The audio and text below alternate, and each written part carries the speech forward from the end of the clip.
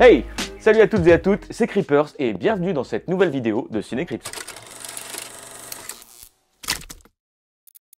Vous l'aurez compris, le concept de ces vidéos T'as pas vu ce film est de vous parler de films que vous n'avez peut-être pas vus et de vous donner envie de les découvrir au plus vite. Ou si vous les avez déjà vus, de les redécouvrir. Et tout ça sans spoil. Le film que je vous propose de découvrir dans cette vidéo fait partie des classiques modernes. C'est le premier film qui m'a fait mal à la tête. L'un des premiers à m'avoir fait ressentir pour la première fois l'amour du cinéma. Ah, l'amour. Mais pas le petit amour de cours d'école, non non. Celui qui te fait sentir adulte, car tu sais que derrière ce que tu viens de voir se cache quelque chose de plus profond. Un truc qu'un gosse peut pas comprendre. Un peu comme les maths. Enfin pour moi. Un cancre. Un cancre. Dans cette vidéo, je vais donc vous parler de Donnie Darko de Richard Kelly, sorti en 2001. Richard Kelly, vous n'avez peut-être pas entendu beaucoup parler de lui, et pour être honnête, c'est pas surprenant. Donnie Darko, c'est son premier film, et c'est un coup de maître qui l'a propulsé sur le devant de la scène. Mais voilà, c'est un peu le one-shot, quoi. Parce qu'après Donnie Darko, Richard Kelly, il a réalisé que 2 autres films. South and Tales, qui est sorti en 2006, et c'est un film qui a divisé les critiques. Il y en a qui ont dit qu'avec ce film, il a explosé en plein vol, c'est une bouse. Et The Box, sorti en 2009, qui a eu un accueil plutôt tiède. Alors, personnellement, pour avoir vu les deux, je suis assez d'accord, je ne suis pas fan. South and Tales est plus intéressant que The Box, mais un film dont, pour apprécier toute la saveur, il faut avoir lu des BD avant. Moi, non, j'aime bien avoir toutes les cartes en main pour comprendre ce que je regarde. Mais donc, Donnie Darko, c'est autre chose, parce que c'est un film qui a marqué toute une génération, un film qui se moque des genres et des conventions pour créer quelque chose de profondément original et troublant. À sa sortie en 2001, le film n'a pas vraiment cartonné au box-office. Mais il a trouvé son public, comme la plupart des grands classiques du cinéma d'ailleurs, grâce aux bouche à oreille, aux projections en salle indépendantes et plus tard, grâce au marché du DVD. Aujourd'hui, Donnie Darko il est considéré comme un classique du cinéma indépendant et un des films cultes du début des années 2000. Alors, Donnie Darko, c'est l'histoire de Donnie Darko. Non, c'est pas vrai. What bordel! Réveille-toi, Creepers. Réveille-toi, Creepers. Non mais vraiment, je n'entends pas. Réveille-toi, Creepers! Donnie Darko, donc joué par le jeune Jack Gyllenhaal, je le dis bien je crois, est un ado de 16 ans assez troublé. Troublé de genre suivi psy et médicaments pour gérer ses humeurs. Une nuit, il est réveillé par une voix, un ami imaginaire représenté par un lapin horrifique. Celui-ci le guide en dehors de sa chambre et lui indique que la fin du monde aura lieu exactement dans 28 jours, 6 heures, 42 minutes et 12 secondes. Oui, c'est très précis. Pendant son absence, un réacteur d'avion de ligne s'écrase dans sa chambre et à partir de là, Donnie va vivre une série d'événements de plus en plus étranges. Réveille-toi. Ok, parlons du casting, parce que Donnie Darko, il rassemble une belle brochette de talents. Alors, certains au début de leur carrière et d'autres déjà bien établis. Tout d'abord, il y a Jack Gyllenhaal, qui joue le rôle titre Donnie Darko, comme dit plus tôt. À l'époque, Gyllenhaal n'était pas encore la star qu'il est aujourd'hui. C'est ce film qui a été un véritable tremplin pour lui. Et dans ce rôle, il parvient à capturer l'essence de Donnie Darko.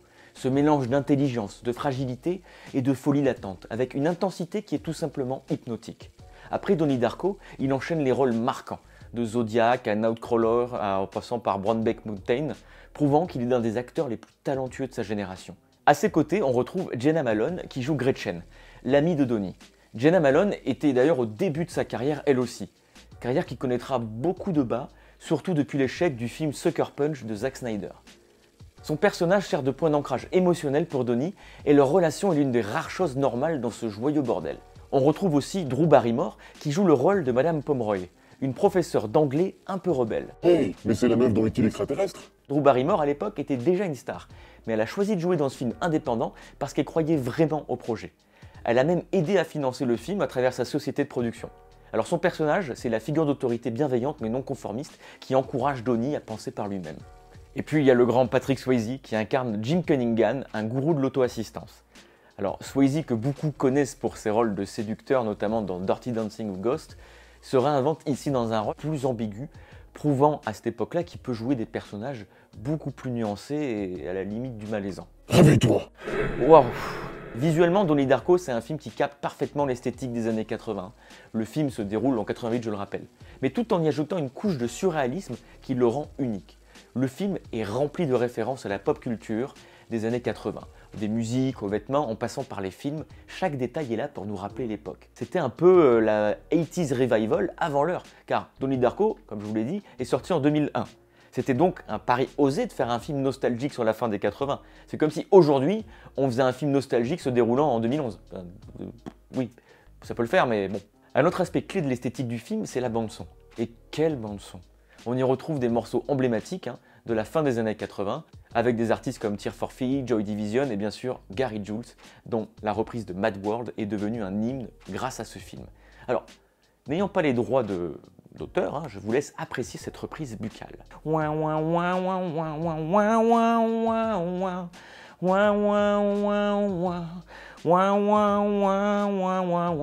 Donnie Darko, c'est un film qui nous fait réfléchir à des sujets dont on n'a pas l'habitude vraiment de réfléchir. Alors, pour pas spoiler, on va dire qu'on va réfléchir à la conséquence de nos actions dans le grand schéma des choses. Ce qui nous emmène donc à l'autre thème majeur du film, la destinée. Donnie est constamment confronté à la question de savoir s'il a un rôle à jouer dans les événements à venir ou s'il est simplement un pion dans un jeu plus vaste. Le film explore cette tension entre libre arbitre et prédestination, et le fait d'une manière qui vous laisse réfléchir longtemps après la fin du générique. Et bien sûr, il y a le thème de l'adolescence. Donnie Darko est en fin de compte un film sur le passage à l'âge adulte, sur la difficulté de trouver sa place dans un monde qui semble souvent absurde et incompréhensible. Donnie, c'est un ado en crise, qui cherche des réponses dans un monde qui lui en offre aucune. Ce sentiment d'aliénation, de confusion, c'est quelque chose que beaucoup d'entre nous pouvons comprendre, on a tous été adolescents. Et c'est ce qui rend le personnage de Donnie si attachant et le film si pertinent. Alors pourquoi faut voir absolument Donnie Darko? Parce que c'est plus qu'un simple film. C'est une expérience cinématographique unique qui vous pousse à réfléchir, à explorer des concepts philosophiques. C'est un film qui ne vous donne pas toutes les réponses sur un plateau. Au contraire, il vous laisse avec des questions, des doutes. Et c'est précisément ce qui le rend si fascinant. Vous allez vouloir le regarder à nouveau pour pouvoir voir si vos théories, elles sont bonnes. En tout cas, moi, c'est ce que j'ai fait. Et je pense que c'est le cas pour beaucoup de gens qui ont aimé ce film, c'est que c'est la première fois qu'on a voulu pousser plus loin, qu'on a voulu mettre un pas dans l'analyse filmique et dans la compréhension d'une œuvre. Donc que vous soyez fan de science-fiction, de drame psychologique ou simplement à la recherche d'une œuvre cinématographique qui sort des sentiers battus, Donnie Darko est pour vous. Préparez-vous à plonger dans un univers étrange et fascinant. Suivez le lapin et entrez dans le terrier. Réveille-toi. C'est donc la fin de cette vidéo. Ah, un petit chat. N'hésitez pas à la liker et à vous abonner et surtout à faire attention que la petite cloche soit activée pour être au courant des prochaines vidéos. Voilà, vous avez compris le truc. Bon, sur ce, je vais me recoucher. Allez! Bon film.